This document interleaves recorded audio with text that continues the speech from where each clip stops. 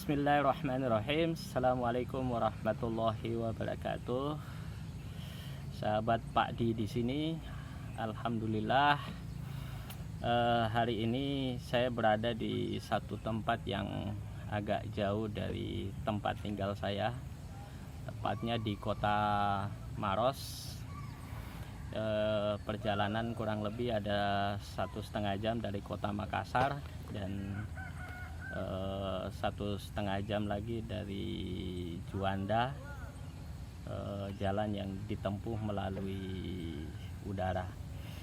Nah, sebagaimana kita ketahui bahwa era sekarang ini adalah era di mana jarak bukan lagi menjadi masalah, ya. Sesuatu yang kelihatan jauh sekarang terasa tampak sangat dekat sekali. Begitu pula halnya dengan Islam, ya.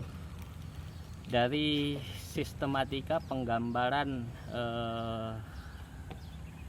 Islam, bahwa makin jauh zaman, ajaran Islam makin dirasakan tidak relevan atau usang. Ini mengakibatkan bahwa makin jauh jarak antara zaman, menyebabkan orang itu kemudian makin jauh dari ajaran Islam. Sehingga dengan makin jauhnya umat dari Islam, maka sangat sulit sekali dibayangkan bagaimana umat itu kemudian bisa bangkit kembali sebagaimana umat-umat yang terdahulu.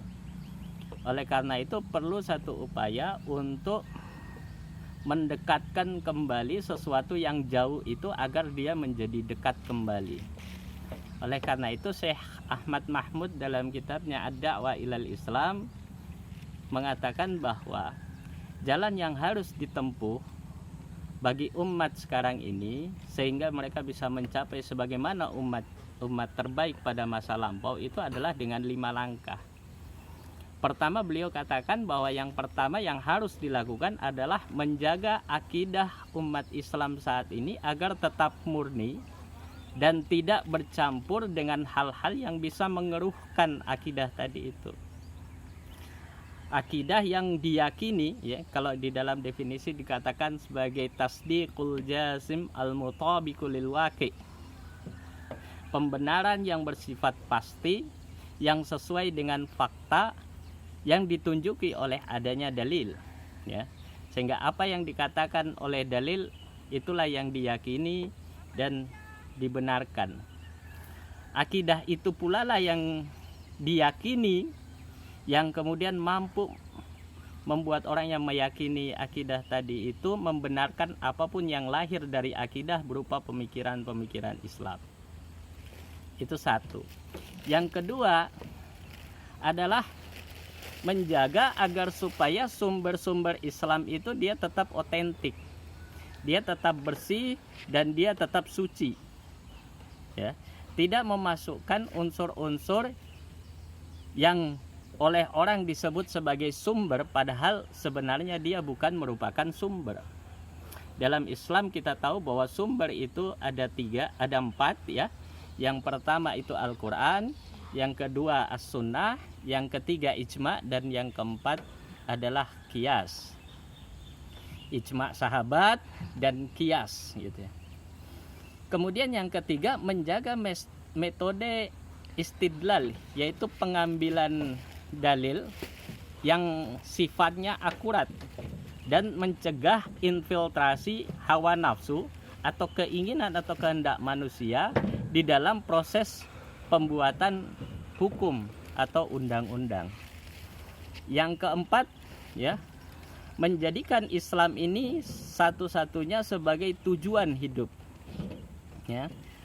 Sehingga hidupnya didedikasikan untuk Islam, amal kesehariannya didasarkan kepada Islam, dan metode perjuangannya adalah di dalam rangka untuk liistinafil hayatil Islam. Dan kelima adalah membuang berbagai macam pemikiran-pemikiran kufur, pemikiran-pemikiran yang tidak bersumber dari Islam, sehingga kita hanya mengambil Islam saja, baik dalam pikiran, perasaan, bahkan aturan-aturan untuk mengatur kehidupan. Dengan 5 langkah ini atau 5 jalan ini, maka insya Allah umat akan kembali meraih kebangkitan sebagaimana yang pernah dicapai atau diraih oleh umat-umat sebelum mereka. Tanpa itu, maka kehidupan umat bukannya makin dekat dengan Islam, tapi justru makin jauh dari Islam akibat gilazan dari zaman. Sekian, assalamualaikum warahmatullahi wabarakatuh.